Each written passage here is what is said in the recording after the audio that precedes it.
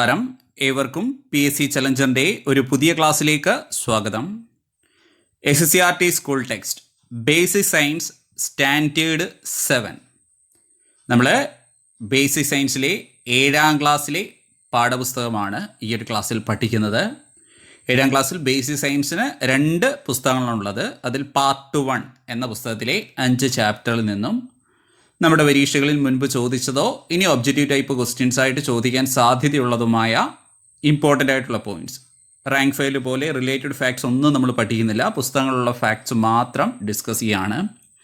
ഇപ്പോൾ ബേസിക് സയൻസിൻ്റെ 5-6 ക്ലാസ്സുകൾ നമ്മൾ കംപ്ലീറ്റ് ചെയ്തിട്ടുണ്ട്. ആ ക്ലാസ്സുകൾ കേൾക്കാനുള്ള ആരെങ്കിലും ഉണ്ടെങ്കിൽ തീർച്ചയായിട്ടും പ്ലേലിസ്റ്റിൽ നിങ്ങൾക്ക് ബേസിക് സയൻസ് സ്കൂൾ ടെക്സ്റ്റ് എന്ന പേരിൽ അത് കാണാൻ സാധിക്കും. അതുകൂടി പഠിച്ച് ഓർഡറിൽ ഈ ഒരു ക്ലാസ് ഫോളോ ചെയ്യുക. നമുക്ക് സ്റ്റാർട്ട് ചെയ്യാം. ഒന്നാമത്തെ ചാപ്റ്റർ മണ്ണിൽ പൊന്നു വിളയിക്കാം എന്നൊരു ചാപ്റ്ററാണ്. മണ്ണിൽ പൊന്നു വിളയിക്കാം എന്നൊരു ചാപ്റ്ററാണ്. ആ ചാപ്റ്ററിൽ നിന്നും ഏറ്റവും ലളിതമായ ചില പോയിന്റുകൾ നമുക്ക് നോക്കാം. വിത്തിൽ നിന്നും പുതിയ തൈച്ചെടികൾ ഉണ്ടാകുന്നതിനെ ലൈംഗിക പ്രത്യുൽപാദനം അല്ലെങ്കിൽ സെക്ഷൽ റീപ്രൊഡക്ഷൻ എന്ന് പറയുന്നു. ഇതൊക്കെ നമ്മൾ ചെറിയ ക്ലാസ്സുകളിൽ പഠിക്കുന്ന പോയിന്റുകളാണ്. വിത്തിൽ നിന്നും പുതിയ തൈച്ചെടികൾ ഉണ്ടാകുന്നതിനെ ലൈംഗിക പ്രത്യുൽപാദനം അല്ലെങ്കിൽ സെക്ഷൽ റീപ്രൊഡക്ഷൻ എന്ന് പറയുന്നു. അതേപോലെ സസ്യങ്ങളുടെ വേര്, തണ്ട്, ഇല തുടങ്ങിയ ഭാഗങ്ങളിൽ നിന്നും പുതിയ തൈച്ചെടികൾ ഉണ്ടാകുന്നതിനെ കായിക പ്രജനനം അഥവാ വെജിറ്റേറ്റീവ് പ്രൊപ്പഗേഷൻ എന്ന് പറയുന്നു. ഇപ്പോൾ 2 സിമ്പിൾ പോയിന്റ്സ് ആണ്. വിത്തിൽ നിന്ന് തൈച്ചെടികൾ ഉണ്ടാകുന്നത് ലൈംഗിക പ്രത്യുൽപാദനം, അതേപോലെ സസ്യങ്ങളുടെ വേര്, തണ്ട്, ഇല തുടങ്ങിയ ഭാഗങ്ങളിൽ നിന്നും പുതിയ തൈച്ചെടികൾ ഉണ്ടാകുന്നതിനെ കായിക പ്രജനനം അഥവാ വെജിറ്റേറ്റീവ് പ്രൊപ്പഗേഷൻ എന്ന് പറയുന്നു.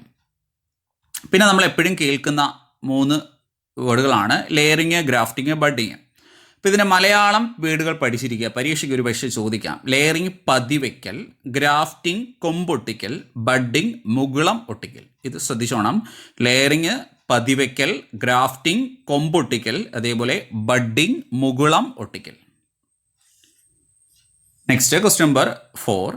അതൊരു ബോക്സിൽ വിവിധയിനം തെങ്ങുകളുടെ കുറേ വെറൈറ്റീസ് കൊടുത്തിട്ടുണ്ട്. അപ്പോൾ ജസ്റ്റ് ഒന്ന് പഠിച്ചു വെക്കുക. പലപ്പോഴും നമുക്ക് സങ്കരയിനം വിത്തുകളെക്കുറിച്ച് അല്ലെങ്കിൽ ചെടികളുടെ വെറൈറ്റീസ് ഒക്കെ എക്സാമിന് ചോദിക്കാറുണ്ട്. അപ്പോൾ ടെക്സ്റ്റിൽ ചില തെങ്ങിനങ്ങൾ കൊടുത്തിരിക്കുന്നു. നമുക്ക് നോക്കാം ഏതൊക്കെയാണെന്ന്. West coast tall, east coast tall, Lakshadweep ordinary, Chavakkad orange, Chavakkad green, Ganga Bonth. ഇതെല്ലാം വിവിധയിനം തെങ്ങിനങ്ങളാണ്. West coast tall, east coast tall, Lakshadweep ordinary, Chavakkad orange, Chavakkad green, Ganga Bondam. ഇതെല്ലാം വിവിധയിനം തെങ്ങിനങ്ങളാണ്. ഇനി നെല്ലിൻ്റെ വിവിധയിനം നോക്കാം. പവിത്ര, ഹെർസ്വ, അന്നപൂർണ. ഇതൊക്കെ വെറൈറ്റി ആയിട്ടുള്ള നെല്ലിൻ്റെ വിത്തുകളാണ്. പവിത്ര, ഹെർസ്വ, അന്നപൂർണ. പവിത്ര, ഹെർസ്വ, അന്നപൂർണ.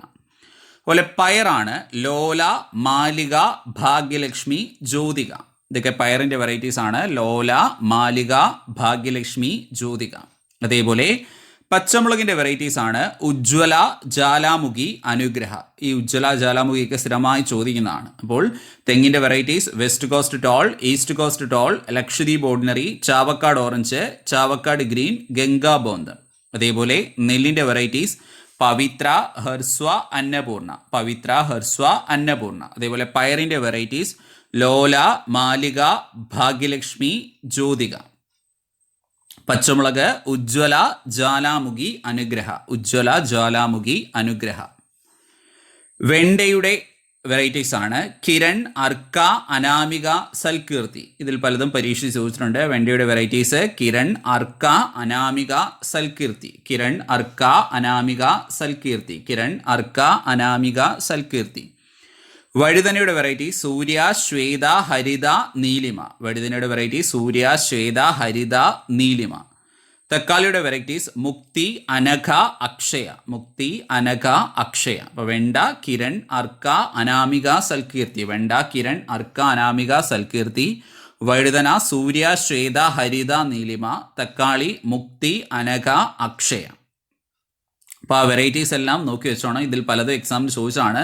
പ്രത്യേകിച്ച് ഈ സ്കൂൾ പുസ്തകങ്ങളിൽ പറഞ്ഞിരിക്കുന്ന വെറൈറ്റീസ് ആണ് പലപ്പോഴും എക്സാമിന് സ്ഥിരമായി ചോദിക്കാറുള്ളത്. ഇനി ചില കേരളത്തിലെ കാർഷിക ഗവേഷണ സ്ഥാപനങ്ങളെക്കുറിച്ച് ആ പുസ്തകത്തിൽ പറഞ്ഞിട്ടുണ്ട്. നമ്മുടെ പരീക്ഷയിൽ ഏറ്റവും സിമ്പിളായിട്ട് ചോദിക്കാറുള്ള ക്വസ്റ്റൻ ആണ്. 11ാമത്തെ ക്വസ്റ്റൻ നോക്കുക. കേരള കാർഷിക സർവകലാശാലയുടെ ആസ്ഥാനം. മണ്ണുത്തി തൃശ്ശൂർ. കേരള കാർഷിക സർവകലാശാലയുടെ ആസ്ഥാനം എവിടെയാണ്? മണ്ണുത്തി തൃശ്ശൂർ. കേരള കാർഷിക സർവകലാശാലയുടെ ആസ്ഥാനം മണ്ണുത്തി തൃശ്ശൂർ. അതേപോലെ കേന്ദ്ര കിഴങ്ങുവിള ഗവേഷണ കേന്ദ്രം സെൻട്രൽ ട്രൂബൽ ക്രോപ്പ് റിസർച്ച് ഇൻസ്റ്റിറ്റ്യൂട്ട് സ്ഥിതി ചെയ്യുന്നത് ശ്രീകാര്യത്താണ്. സ്ഥിരമായി ചോദിക്കുന്ന ഒരു ക്വസ്റ്റൻ ആണ്. കേന്ദ്ര കിഴങ്ങുവിള ഗവേഷണ കേന്ദ്രം എവിടെയാണ്? ശ്രീകാര്യത്താണ് കേന്ദ്ര കിഴങ്ങുവിള ഗവേഷണ കേന്ദ്രം സ്ഥിതി ചെയ്യുന്നത്. Then question number 13, Indian institute of spices റിസർച്ചിൻ്റെ ആസ്ഥാനം കോഴിക്കോട്. ഇത് നമ്മുടെ പരീക്ഷയിൽ സ്ഥിരമായി ചോദിക്കാറുള്ളതാണ്. Indian institute of spices research എവിടെയാണ്? കോഴിക്കോടാണ് സ്ഥിതി ചെയ്യുന്നത്. Indian institute of spices research Kozhikode. അതേപോലെ rubber research institute of India കോട്ടയത്താണ്. 14ാമത്തെ പോയിന്റ് ശ്രദ്ധിക്കുക. റബ്ബർ റിസർച്ച് ഇൻസ്റ്റിറ്റ്യൂട്ട് എവിടെയാണ്? Kottayam. Rubber research institute Kottayam. അതുപോലെ 15, കേന്ദ്ര തോട്ടവിള ഗവേഷണ കേന്ദ്രം കുഡ്ലു കാസർഗോഡാണ് സ്ഥിതി ചെയ്യുന്നത്. കേന്ദ്ര തോട്ടവിള ഗവേഷണ കേന്ദ്രം കാസർഗോഡ്. അപ്പോൾ ഈ 4 പോയിന്റുകൾ നമ്മുടെ എക്സാമിന് കോമൺ ആയിട്ട് ചോദിക്കാറുള്ളതാണ്. കേന്ദ്ര കിഴങ്ങുവിള ഗവേഷണ കേന്ദ്രം Sreekaryam, Indian institute of spices research Kozhikode, rubber research institute of India Kottayam, കേന്ദ്ര തോട്ടവിള ഗവേഷണ കേന്ദ്രം കാസർഗോഡ്. ദെൻ നെക്സ്റ്റ് 16ാമത്തെ പോയിന്റ്, ഒരു കൃഷിക്ക് ശേഷം അതേ കൃഷി തന്നെ ആവർത്തിക്കാതെ മറ്റൊരു വിള കൃഷി ചെയ്യുന്നതിനെ നമ്മൾ ക്രോപ്പ് റൊട്ടേഷൻ അല്ലെങ്കിൽ വിള പര്യയം എന്ന് പറയുന്നു. ഇപ്പോഴും കേൾക്കാറുള്ള ഒരു പോയിന്റ് ആണത്. ഒരു കൃഷിക്ക് ശേഷം അതേ കൃഷി തന്നെ ആവർത്തിക്കാതെ മറ്റൊരു വിള കൃഷി ചെയ്യുന്നതിനെ വിള പര്യയം എന്ന് പറയുന്നു. ദെൻ അന്തരീക്ഷ നൈട്രജനെ നൈട്രേറ്റ് ആക്കി മാറ്റാൻ കഴിവുള്ള ഒരുതരം ബാക്ടീരിയ റൈസോബിയം നമ്മളെപ്പോഴും കേൾക്കുന്നതാണ്. പയർ ചെടികളുടെ വേരുകളിലൊക്കെ ഉള്ളതാണ്. അതേപോലെ ലോകത്തെ ഏറ്റവും അധികം ചണം ഉൽപ്പാദിപ്പിക്കുന്ന രാജ്യം ഇന്ത്യയാണ്. ലോകത്തെ ഏറ്റവും അധികം ചണം ഉൽപ്പാദിപ്പിക്കുന്ന രാജ്യം ഇന്ത്യ. അപ്പോൾ 3 പോയിന്റുകൾ ശ്രദ്ധിക്കുക.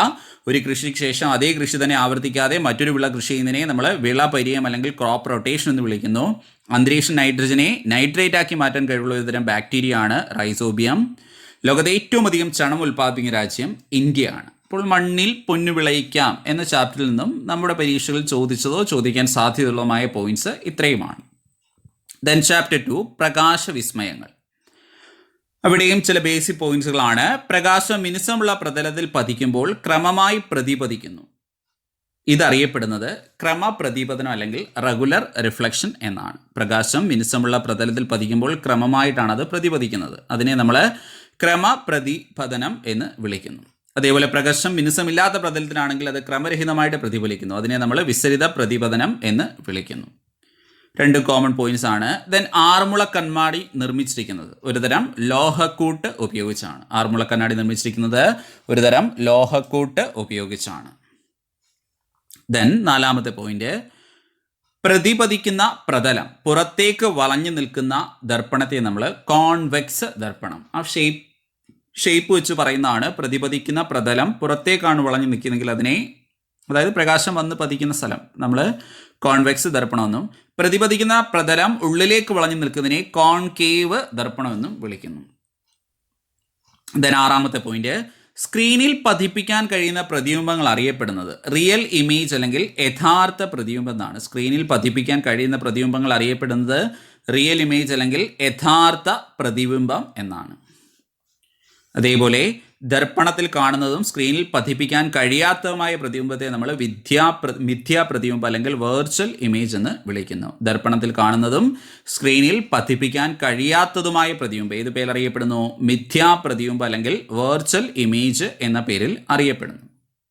ദെൻ 8ാമത്തെ പോയിന്റ്, വാഹനങ്ങളിൽ റിയർ വ്യൂ മിററായി ഉപയോഗിക്കുന്നത് കോൺവെക്സ് ദർപ്പണം. സ്ഥിരമായി ചോദിക്കുന്ന ഒരു ക്വസ്റ്റൻ ആണത്. വാഹനങ്ങളിൽ റിയർ വ്യൂ മിററായി ഉപയോഗിക്കുന്നത് കോൺവെക്സ് ദർപ്പണമാണ് വാഹനങ്ങളിൽ റിയർ വ്യൂ മിററായി ഉപയോഗിക്കുന്നത്. അതേപോലെ PSC ആവർത്തിക്കുന്ന ചോദ്യമാണ്. ഷേവിംഗ് മിറർ, ടോർച്ച് റിഫ്ലക്ടർ എന്നിവയെ ഉപയോഗിക്കുന്നത് കോൺകേവ് ദർപ്പണം. ഷേവിംഗ് മിറർ, ടോർച്ച് റിഫ്ലക്ടർ എന്നിവയെ ഉപയോഗിക്കുന്നത് കോൺകേവ് ദർപ്പണം.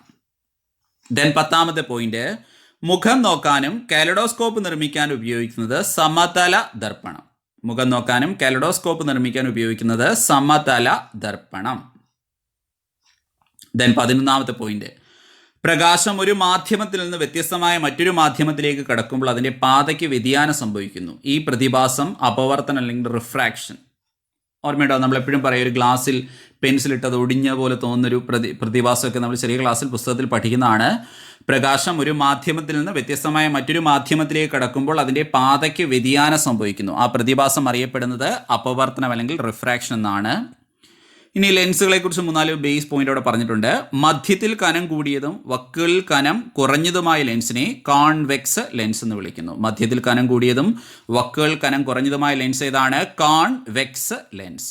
അതേപോലെ മധ്യത്തിൽ കനം കുറഞ്ഞതും വക്കുകൾ കനം കൂടിയതുമായ ലെൻസിനെ കോൺകേവ് ലെൻസ് എന്ന് വിളിക്കുന്നു. മധ്യത്തിൽ കനം കുറഞ്ഞ് വക്കുകൾ കനം കൂടിയിരിക്കുന്ന ലെൻസിനെ കോൺകേവ് ലെൻസ് എന്ന് വിളിക്കുന്നു. Then question 14. ധവളപ്രകാശം അതിൻ്റെ ഘടകവർണ്ണങ്ങളായി വേർതിരിയുന്ന പ്രതിഭാസം പ്രകീർണനം അല്ലെങ്കിൽ ഡിസ്പേർഷൻ എന്ന് വിളിക്കുന്നു. ധവളപ്രകാശം ഘടകവർണ്ണങ്ങളായി വേർതിരിയുന്ന പ്രതിഭാസം ഏതാണ്? പ്രകീർണനം അല്ലെങ്കിൽ ഡിസ്പേർഷൻ. ഇനി 15ാമത്തെ പോയിന്റ്, ഒറ്റ വീടിൽ മഴവിലുണ്ടാകുന്നതിന് കാരണം പ്രകീർണനം. യഥാർത്ഥത്തിൽ മഴവിലുണ്ടാകുന്ന ഒന്നിലധികം പ്രതിഭാസമാണ്, പക്ഷെ ഒറ്റ പ്രതിഭാസമായിട്ട് ചോദിച്ചാൽ ആൻസർ പ്രകീർണനമാണ്. PSCയുടെ പ്രീവിയസ് ക്വസ്റ്റ്യനെ ഡിപ്പെൻഡ് ചെയ്ത് പറയുന്ന പോയിന്റാണ്. അപ്പോൾ ശ്രദ്ധിക്കുക, ധവളപ്രകാശം ഘടകവർണ്ണങ്ങളായി വേർതിരിയുന്ന പ്രതിഭാസത്തെ പ്രകീർണനം അല്ലെങ്കിൽ ഡിസ്പേർഷൻ എന്ന് വിളിക്കുന്നു. മഴവിലുണ്ടാകുന്നതിന് കാരണം പ്രകീർണനം. അപ്പോൾ 2ാമത്തെ പ്രകാശ വിസ്മയങ്ങൾ എന്ന ചാപ്റ്ററിൽ നിന്ന് നമ്മൾ എക്സാം ഓറിയന്റഡ് ആയിട്ട് ഇത്രയും കാര്യങ്ങളാണ് പഠിച്ചിരിക്കേണ്ടത്. Then chapter 3 ആസിഡുകളും ആൽക്കലികളും. വളരെ സിമ്പിളായിട്ടുള്ള 5-6 പോയിന്റ്സ് മാത്രമേ ആ ഒരു ചാപ്റ്ററിലുള്ളൂ. ആസിഡിൽ ലിറ്റ്മസ് പേപ്പറിൻ്റെ നിറം ചുവപ്പായിരിക്കും, ചുവപ്പ് നിറമായിട്ട് മാറും. അതേപോലെ ചില പദാർത്ഥങ്ങൾ അടങ്ങിയിരിക്കുന്ന ആസിഡുകളെ കുറിച്ച് നമ്മുടെ പരീക്ഷയ്ക്ക് ഏറ്റവും സിമ്പിളായിട്ട് ചോദിക്കാറുള്ളതാണ്, പുസ്തകത്തിലുണ്ട്. മോര് ലാക്റ്റിക് ആസിഡ്, മോരും തൈരൊക്കെ നമ്മൾ എപ്പോഴും പറയുന്നതാണ് ലാക്റ്റിക് ആസിഡ്. വിനാഗിരി അസറ്റിക് ആസിഡ്, വിനാഗിരിയിൽ അടങ്ങിയിരിക്കുന്ന ആസിഡ് ഏതാണ്? Acetic acid. പുളിയിൽ ടാർട്ടാറിക് ആസിഡ്. നാരങ്ങ citric acid. Apple malic acid. നമ്മൾ ഒരുപാട് പദാർത്ഥങ്ങളുടെ പഠിക്കാറുണ്ട്. അതിൽ ഏറ്റവും കൂടുതൽ തവണ പരീക്ഷയിൽ ചോദിച്ച ഇതാ സ്കൂൾ പുസ്തകത്തിലെ ബേസ് ഇതാണ്. മോര് ലാക്റ്റിക് ആസിഡ്, വിനാഗിരി അസറ്റിക് ആസിഡ്, പുളി ടാർട്ടാറിക് ആസിഡ്, നാരങ്ങ citric acid, apple malic acid. Then 3ാമത്തെ പോയിന്റ്, ഹൈഡ്രജൻ എന്ന വാക്കിന്റെ അർത്ഥം ജലം ഉൽപ്പാദിപ്പിക്കുന്നത്. ഹൈഡ്രജൻ എന്ന വാക്കിന്റെ അർത്ഥം ഏതാണ്? ജലം ഉൽപ്പാദിപ്പിക്കുന്നത്. ഹൈഡ്രജൻ എന്ന വാക്കിന്റെ അർത്ഥം ജലം ഉൽപ്പാദിപ്പിക്കുന്നത്. ഹൈഡ്രജൻ കണ്ടെത്തിയത് ഹെൻറി കാവൻഡിഷ്. ഹൈഡ്രജൻ കണ്ടെത്തിയാരാണ്? Henry Cavendish. അതേസമയം ഹൈഡ്രജന് പേര് നൽകിയത് ലവോസിയർ ആണ്. അത് ശ്രദ്ധിച്ചോണം. അപ്പോൾ ഹൈഡ്രജൻ എന്ന വാക്കിന്റെ അർത്ഥം ജലം ഉൽപ്പാദിപ്പിക്കുന്നത്. ഹൈഡ്രജൻ എന്ന വാക്കിന്റെ അർത്ഥം എന്താണ്? ജലം ഉൽപ്പാദിപ്പിക്കുന്നത്. ഹൈഡ്രജൻ കണ്ടെത്തിയാരാണ്? ഹെൻറി കാവൻഡിഷ് ആണ്. ഹൈഡ്രജൻ കണ്ടെത്തിയത് ഹെൻറി കാവൻഡിഷ്. അതേസമയം ഹൈഡ്രജന് പേര് നൽകിയത് ലവോസിയർ ആണ്. ഹൈഡ്രജന് പേര് നൽകിയതാരാണ്? ലവോസിയർ ആണ്. ഇനി PSC ചോദിക്കുന്ന സിമ്പിൾ ക്വസ്റ്റൻ ആണ്. മുട്ടത്തോട്, മാർബിൾ, ചോക്ക് ഇവ രാസപരമായി എന്താണ്? Calcium carbonate. മുട്ടത്തോട്, മാർബിൾ, ചോക്ക് ഇവ രാസപരമായി എന്താണ്? കാൽസ്യം കാർബണേറ്റ് ആണ്. സ്ഥിരമായി ചോദിക്കാറുള്ള ക്വസ്റ്റൻ ആണത്. then 7ാമത്തെ പോയിന്റ്, തീ കെടുത്തുന്ന വാതകം കാർബൺ ഡൈ ഓക്സൈഡ് ആണ്. 8ാമത്തെ പോയിന്റ്, ഉറുമ്പിന്റെ ശരീരത്തിൽ അടങ്ങിയിരിക്കുന്ന ആസിഡ്. നമ്മുടെ പരീക്ഷയിൽ ഏറ്റവും സിമ്പിളായിട്ട് ചോദിക്കാറുള്ള ക്വസ്റ്റൻ ആണിത്. Formic acid. ഉറുമ്പിന്റെ ശരീരത്തിൽ അടങ്ങിയിരിക്കുന്ന ആസിഡ് ഏതാണ്? ഫോമിക് ആസിഡ് ആണ് ഉറുമ്പിന്റെ ശരീരത്തിൽ അടങ്ങിയിരിക്കുന്ന ആസിഡ്. അതേപോലെ ചുവപ്പ് ലിറ്റ്മസിനെ നീലയാക്കുന്ന പദാർത്ഥമാണ് ആൽക്കലി. ചുവപ്പ് ലിറ്റ്മസിനെ നീലയാക്കുന്ന പദാർത്ഥമാണ് ആൽക്കലി.